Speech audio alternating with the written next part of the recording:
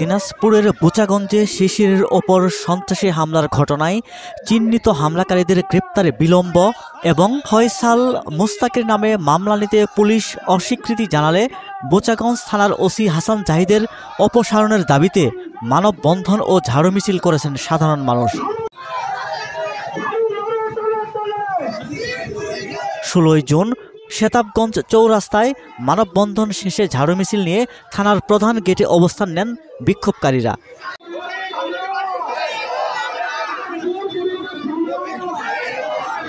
মানববন্ধনে বক্তব্য রাখেন সন্ত্রাসী ঘটনায় আহত শাহরিয়ার শিশিরের বাবা সাবেক কাউন্সিলর আসাদুজ্জামান আসাদ, জেলা বিএনপির সহসভাপতি ও শেতাবগঞ্জ পৌর বিএনপির সভাপতি নৌশাদ আলী, দিনাজপুর জেলা বিএনপির যুগ্ম সম্পাদক মুজাহিরুল ইসলাম, বোচাগঞ্জ সাবেক ভাইস চেয়ারম্যান রেদওয়ানুল করিম রাবিত সহ স্থানীয় ব্যক্তিরা।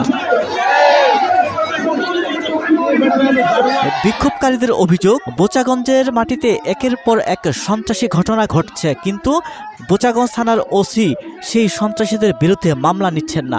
মানববন্ধনে বক্তারা দ্রুত ওসি হাসান জাহিদের অপসারণ দাবি করেন।